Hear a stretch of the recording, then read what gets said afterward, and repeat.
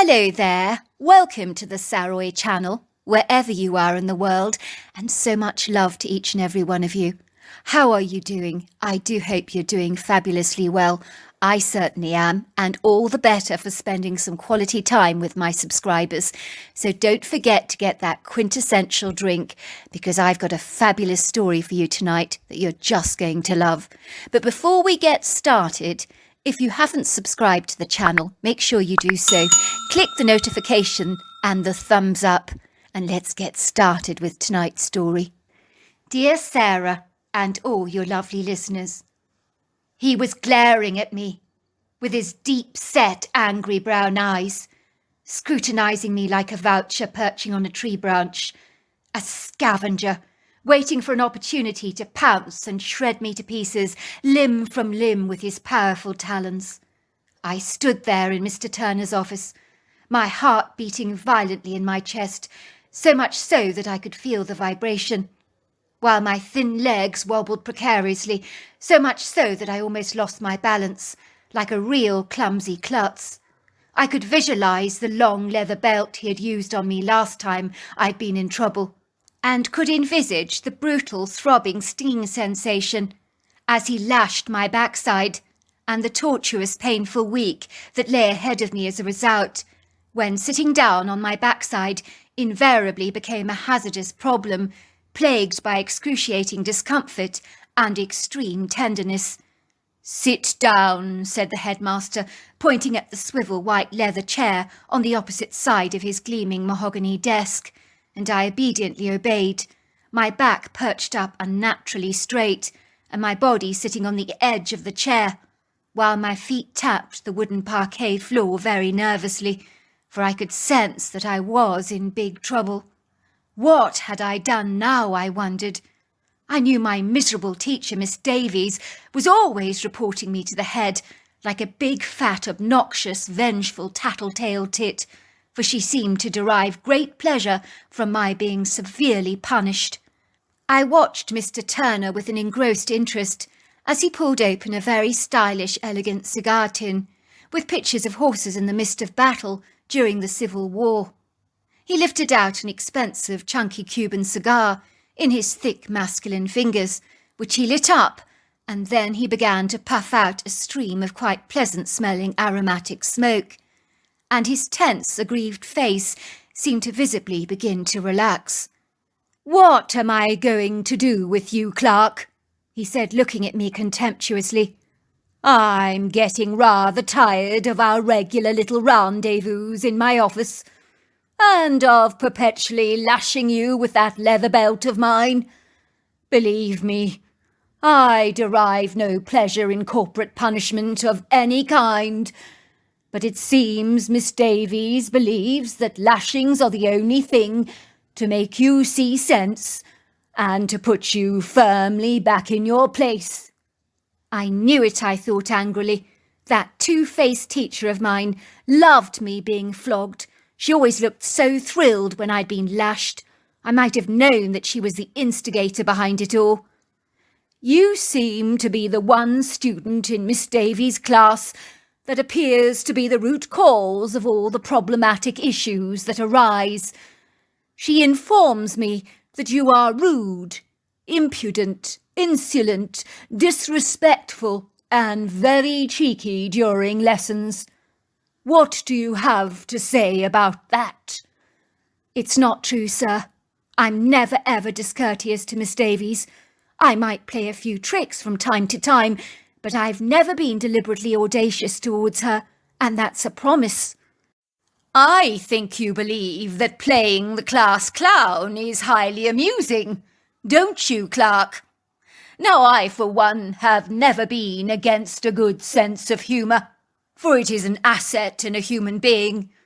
But the problem is, Clark, you're disrupting classes and unsettling all the students who are here to learn, not to have a laugh at Miss Davies' expense. Now, don't think I don't know about the stink bomb that went off in your classroom last Tuesday. Miss Davies informs me it meant that your whole class had to be evacuated for a couple of hours due to the odorous, revolting smell.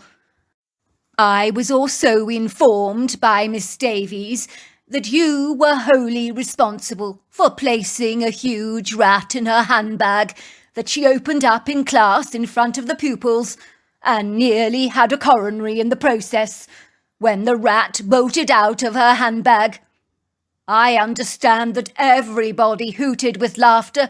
They clapped and cheered, leaving poor Miss Davies very humiliated and belittled by the incident.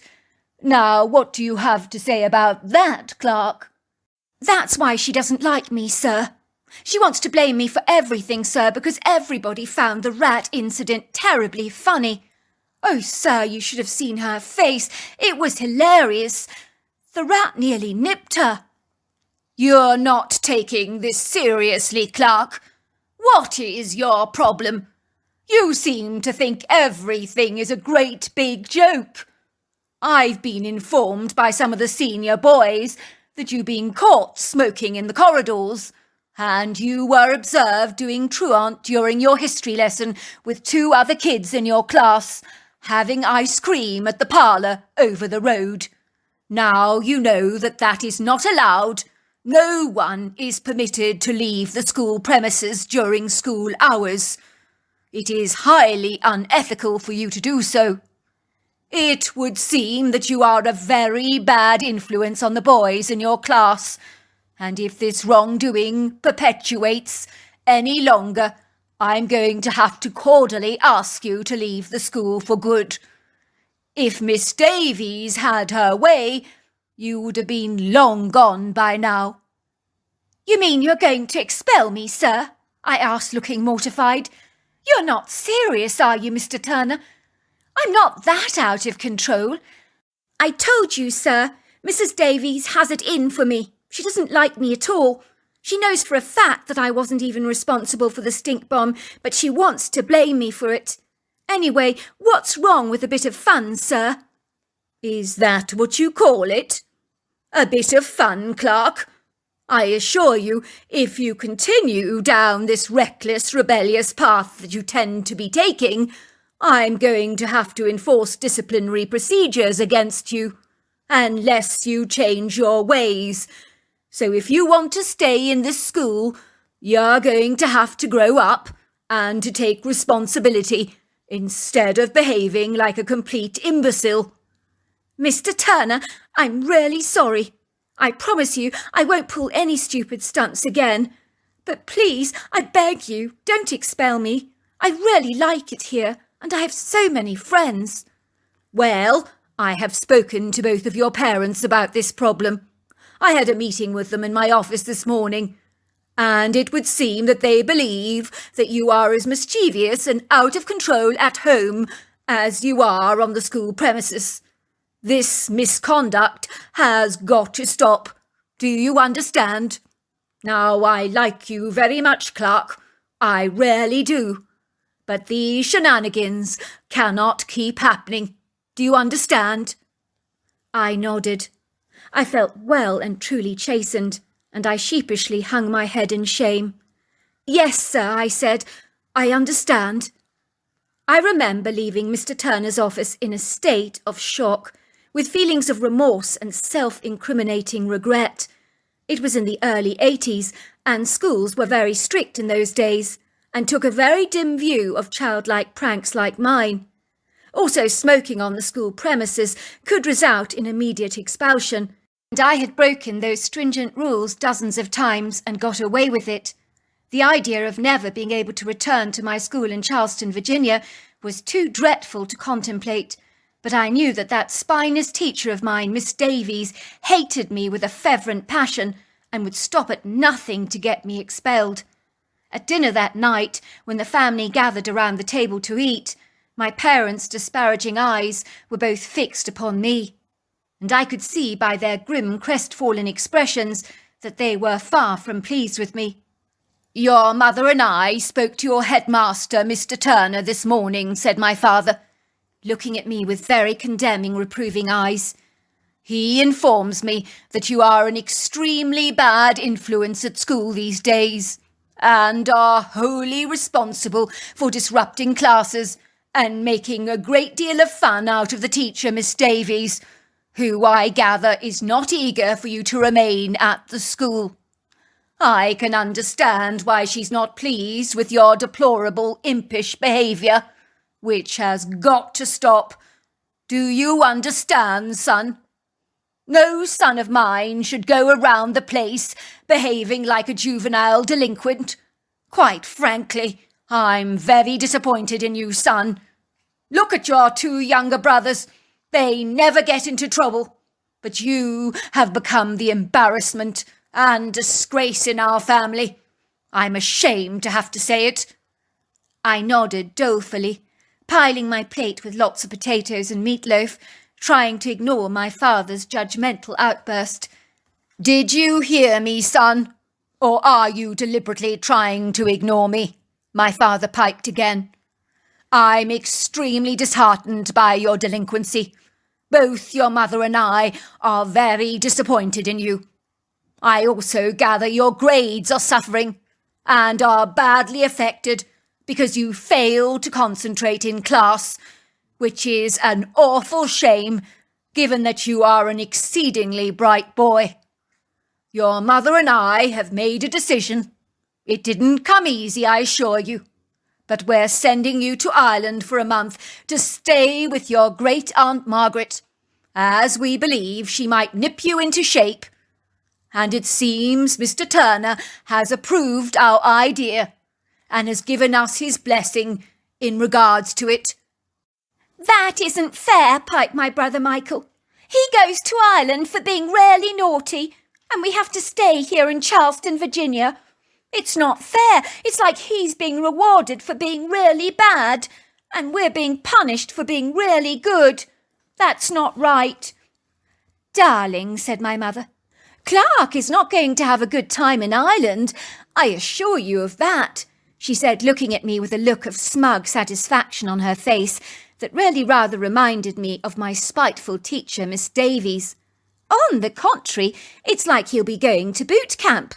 I'm afraid he's going to learn how to have to live an arduous, toilsome life, devoid of any privileges, and it may make him begin to appreciate his life here that he takes for granted. Your great-aunt Margaret was born in 1930. That's a long time ago. She left school when she was only 12 years old, so she never completed her education. The dear old lady lives in a remote 240-year-old Grade A cottage in Ireland, with no running water, television or electricity. Imagine that. And she's lived that way all her life, and doesn't even know how to use an electric kettle or electric iron. And some people describe her house as like a living museum. I do believe she is self-sufficient and bakes all her own bread and does everything the age-old way during a time when life wasn't easy. Your father and I believe Clark's spending some time doing some back-breaking chores like milking the cow, collecting eggs and helping manage the affairs of Great-Aunt Margaret's cottage might teach him to become a little less rebellious and more appreciative of life's privileges and blessings that he wilfully takes for granted.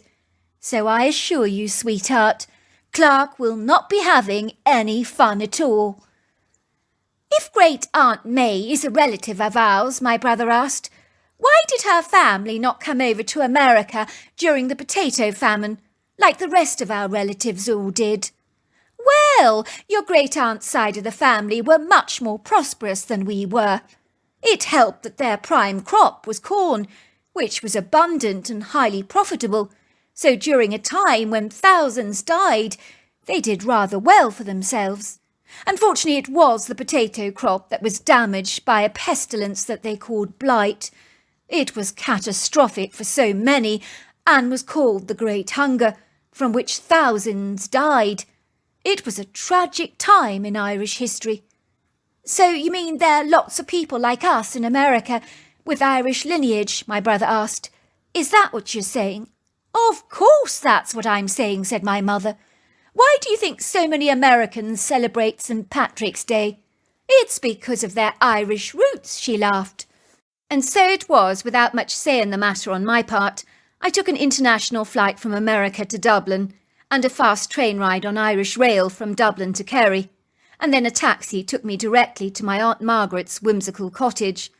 I wasn't excited about my visit to Ireland because my parents had warned me about the strenuous sapping and rigorous labour that I would be expected to do every day. I knew I was about to embrace a challenging month, collecting water from the well and baking in a pot oven over an open fire. Yet despite this, I did feel a stirring excitement as the train ride and taxi had exposed me to the ravishing views of picturesque Irish villages with their charming stone walls and cobbled houses, and emerald green rolling hills, V-shaped valleys, rugged mountains, seaside cliffs, unusual rock formations, and picturesque countryside scattered with grazing sheep, cows and horses. It was easy to see why Ireland is known as the Emerald Isle, as everything was spectacularly green and seemed so much smaller and contained than America, yet quaint and charming all at the same time. Finally, the cheerful taxi driver dropped me off at a quaint-looking rustic cottage, which was a fine example of vernacular architecture, as houses in those bygone days were built with the help of both family and friends. They were usually made out of rubble, stone, rocks or even mud, and covered with rough mortar to keep them dry. The walls were also whitened in a lime wash or coloured in tints that used powdered brick, stone or even cow urine to create a rich earthy colour. The roofs were also layered with straw bundles secured with ropes in a process known as thatching. And I noted on my train journey many country homes still possess this quintessential poetic and magical rustic charm. No wonder this was the land of fairies and goblins, for their essence seemed so befitting in such a mystical, prepossessing place. My great-aunt Margaret's whimsical cottage was utterly charming and incredibly pretty, and I understand it was made from stone and covered in a mixture of cow manure and pig's blood, with a white lime wash that made the wall look incredibly white, along with a thatched roof and vintage green wooden panelled windows and a bright green front door. On every window was a window box bursting with bright, colourful hanging geraniums in pinks, purples, reds and whites. I noted she had a neat little white gate and a 3-foot stone wall that surrounded her property that overlooked a beguiling, bedazzling and panoramic backdrop of mountainous views. When I arrived at Aunt Margaret's cottage, it was hard to fathom that she lived in such a primitive, unsophisticated way, much like they did in the 1800s, where water was collected at the well, while all the dairy products like milk, cream cheese and yogurt were made from the cow. And she also canned all her food, while she raised her own chickens and grew all her own vegetables in the backyard. I'd expected to feel rather intimidated and overwhelmed by all the chores that I would be expected to accomplish, but instead I was intrigued and enamoured by this brand new lifestyle, so far removed from my own, as it really was like taking a trip in a time traveller's machine and experiencing life in another age, and that, for me, was completely fascinating. I liked my great-aunt Margaret very much, as she had a warm, lively Irish accent and a remarkably good sense of humour, and she was not the punishing disciplinarian that I'd expected her to be. Instead, she was one of the most interesting, convivial people that I've ever met, with a generous, kind heart. I was surprised to discover that her only source of entertainment was a wind-up radio, which we would listen to at night and in the morning when we turned in to the local news or the BBC World Service. My aunt's cottage consisted of about 5 rooms, but my favourite room in her entire house was her cosy kitchen, which she always referred to as the heart of her home. This was where she kept a fire going both day and night. On one side of the room was the largest Welsh dresser that I've ever seen, covered in blue and white china, from large cauldrons to jugs and cups and saucers and plates, while on the other side of the kitchen was a wall of books that went on for ever and ever, and a scattering of well-appointed upholstered chairs. And on the far side of the kitchen was a large wooden table with chairs that overlooked the most magnificent views of the countryside. Next to the fireplace, my aunt had a neat gas hob, where she would boil her kettle, and a workstation and a tapless sink for preparing and chopping her vegetables. I was to discover that most of her cooking, especially the baking of bread, was procured in a large cast-iron pot, with a lid where the coals were placed on it to distribute the heat evenly, and the bread that was produced on those open flames was the most delicious bread that I've ever tasted in my life or since. My aunt had 2 types of flat irons that she would place on the embers to get hot in order to do her ironing, and they were so much more efficient to use than our modern-day irons, which came as a surprise to me. Every morning I would rise up early when there was a cold chill in the air, and I was expected to get water from the well with a large bucket and to chop firewood with an axe, and I found these jobs almost therapeutic and meditational. Later I'd milk the cow Matilda, who was a friendly, docile creature, and I enjoyed milking her by hand and learning to make all that butter and cheese. I would spend copious amounts of time in the backyard collecting vegetables and digging up the rich fertile earth. In truth, rather than finding my life in Ireland to be a chore and a laborious amount of hard work, I seriously enjoyed every minute of it, as it made me feel productive and accomplished, and I'd never felt useful like that before a single day in my life. It really felt as if I finally had a purpose.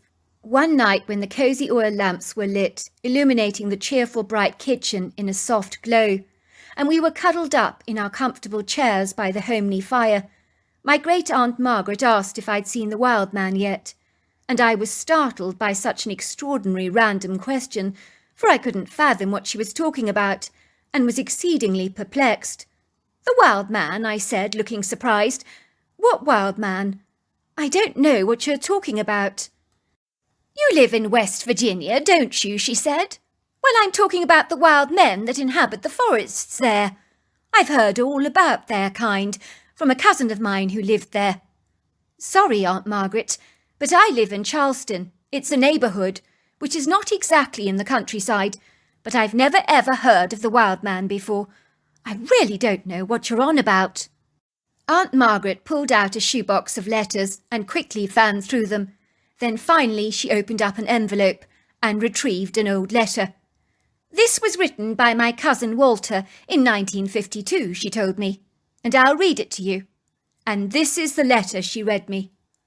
"Dearest Cousin Margaret, I wish I could be writing to you under the umbrella of brighter, more cheerful circumstances, but it is with great regret that I have to inform you of the calamitous death of my brother Connor, who tragically, we believe, passed away on the 2nd of July in the most baffling state of affairs that for a while left us completely perturbed and very confounded, as we could not conceive of what had become of him and how he had met his inexplicable end.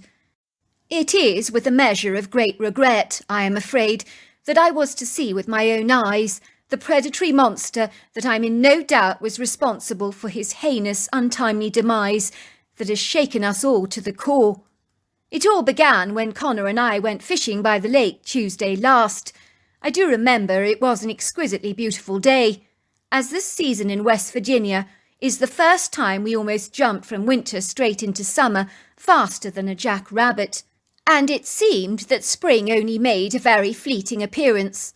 On this occasion Connor and I left the farmhouse before the sun even rose over the escarpment, and it was still ominously dark outside, but neither of us minded that. We're fortunate enough to live in a remote area, with a scattering of pretty farmhouses here and there, and ubiquitous areas of luxuriant thick forest, along with lots of remote country roads and hiking trails. The Silvery Lake is spectacular to behold, and a prime bird-watching location, where I've seen phenomenal bird life from time to time, including a rare sighting of the elusive golden eagle, on several occasions, I might add. The lake is only half an hour's very pleasant walk away from our property, and you access it through a large open trail in a densely wooded area of mature-looking red maples, pines, sycamores and oaks. So armed with our fishing tackle, we ventured towards our favourite fishing location, as the lake is heavily stocked with fish, and when the dawn broke, we could see it was going to be a fine, very agreeable day.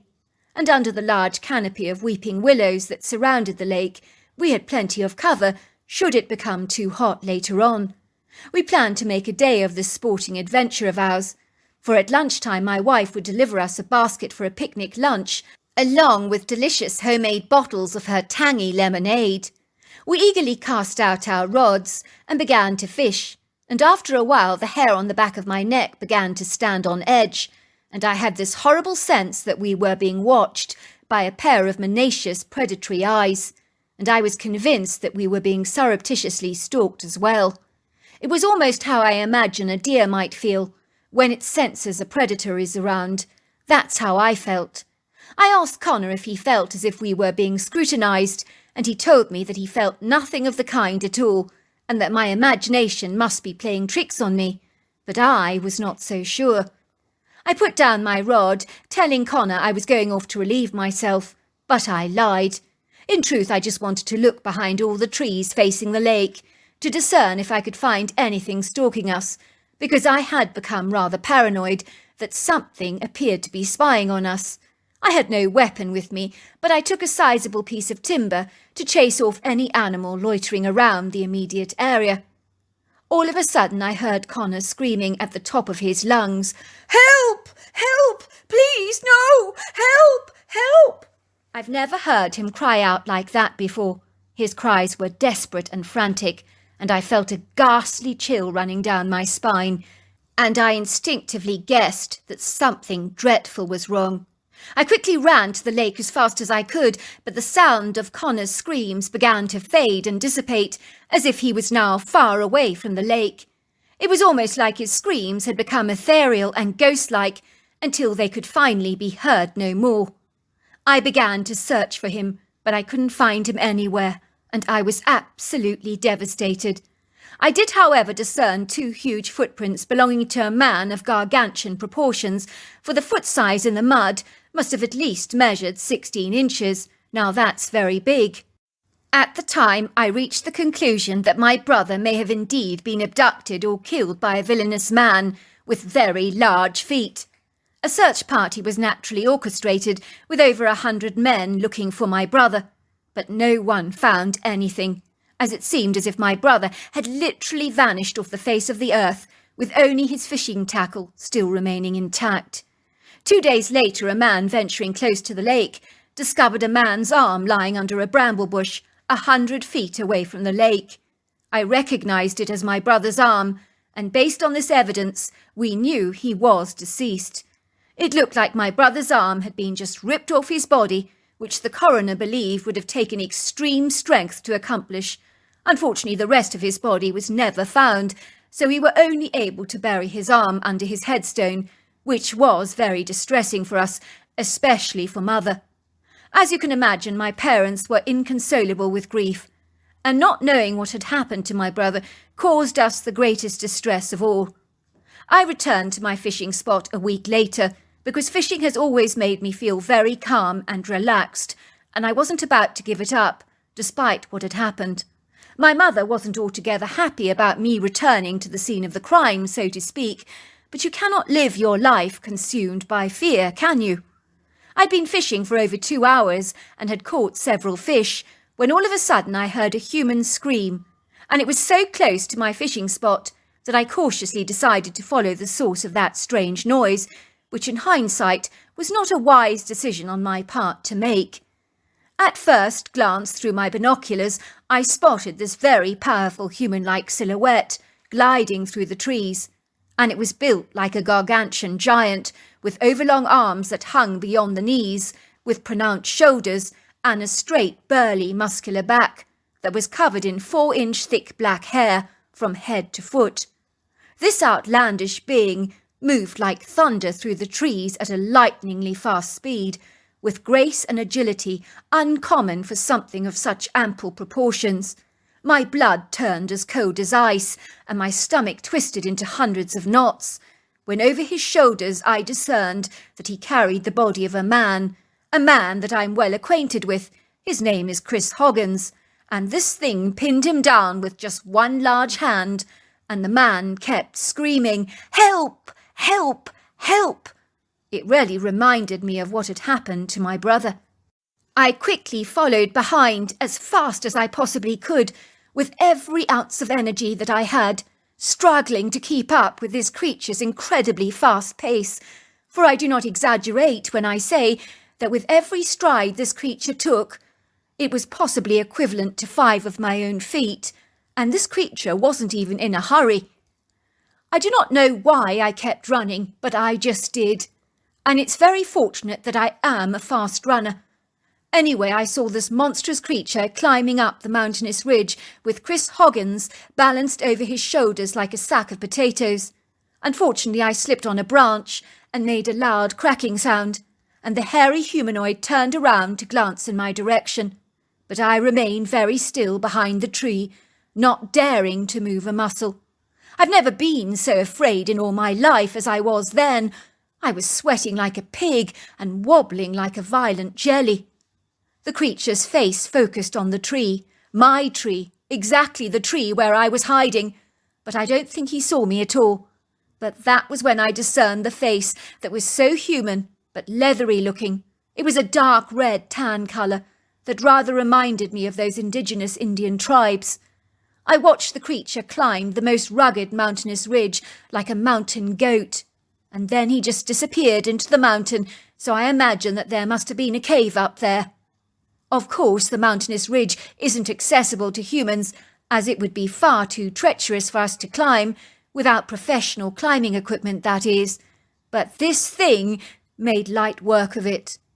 I quickly went to Chris Hoggins' wife and told her what I'd actually seen, and warned her that her husband may have met a deadly fate, and she was appalled and horrified at my haunting revelations. So naturally we called the sheriff. When we went to the woods with some police backup and a couple of professional climbers who were going to attempt climbing the mountainous ridge to find the mysterious cave in the hope of finding Chris Hoggins. Imagine our surprise when we found him wandering around the woods in a trance-like daze. In fact, he was so disorientated and confused, he didn't even recognise his own wife. And 3 weeks on, he has no memory of what happened that day, when I saw him being abducted by that giant-like humanoid. The circumstances were indeed exceedingly bizarre and peculiarly strange, and I still can't make sense of any of it. I consulted an indigenous Indian called Abixigan, which means wild cat, who knows the area exceedingly well, and has lived in this part of the world all his life. He informed me that there are wild men living in the woods of West Virginia, and assured me that they are usually benign, benevolent and elusive, but have lived in our forests for many generations, but usually remain unseen to most of us. He was of the view that many would rescue a human in distress, should they be in trouble. He said the elders in his tribe respected and revered the wild men so very much, and considered them to be the quintessential guardians of the forest, so in homage to them, and in a gesture of thanksgiving, they would leave baskets of fruit for them to ensure a rich harvest that year. He was of the staunch opinion that there are indeed rogue wild men, rather like the bad apple in the family, who's capable of abysmal acts of violence. I believe it was one of those rogue wild men that killed my brother, but I have no idea why the other man escaped with his life, and has no memory of the event. I'm determined to seek this wild man out, and kill him myself, but I regret to tell you that that is unlikely to ever happen, based on how evasive these beings actually are. I'm sorry to have to break such sad news to you over my brother's passing. I know the two of you were very good friends indeed, so it is with great sorrow I have to inform you of his demise. My father and mother both send you their love and very best wishes. Fondest love, Cousin Walter. I watched as Great-Aunt Margaret's eyes suddenly filled with tears that poured down her pale skin like raindrops. He was a good man, Connor, she said. I'm sorry to blubber. Don't be sorry, Aunt Margaret, I said. That was a terrible thing to happen. But the wild man you talk about, I've never heard of them before. I spent the rest of the month with Aunt Margaret, and together we had a wonderful time in Ireland, talking and laughing. I met many of the eccentric local residents in the area, and was told so many mysterious stories of people's erroneous encounters with the Fae, which many believe are not just legendary, but very real. I continued to work hard, living in the old way, and I didn't find myself longing for an electric kettle, nor for a television. Instead, I grew closer to nature, and my life became richer and more meaningful than it has ever been. I assure you, it was almost a disappointment to return to the modern-day conveniences of everyday life, as there was something so magical and rewarding about being self-sufficient. Of course, when I did return home, both of my parents were bitterly disappointed that I'd enjoyed myself so much on my Irish trip, and my brothers were terribly jealous. But they were to realise it had indeed been the making of me, as my view of the world had completely shifted, and when I returned to school, I truly became a model pupil. I am afraid Miss Davies continued to absolutely hate my guts, and looked for any excuse she could to send me to the headmaster's office for a big lashing. I think Mr. Turner realised what was going on, and had discerned that the vicious Miss Davies wanted revenge because she could not forgive me for the rat incident. He told me to act like I was in agony, and to pretend that I'd been beaten within an inch of my life. I even drew some bright red welts on my bum to satisfy Miss Davies, who looked thrilled when I pretended to be in absolute agony. I remember her surreptitiously glancing at the painted wheals on my bum that I was showing my classmates, and looking as pleased as Punch. It did seem that she was completely taken in by my clever act, but I did lay it on very thick. It was only years later I was to discover that the letter Great-Aunt Margaret read to me was describing the mythical creature called Bigfoot, but I still wonder whether that creature was responsible for Connor's untimely death. So there you are. That's my story. What an incredible story. If you enjoyed it, don't forget to subscribe to the channel. Until next time, goodbye and good night.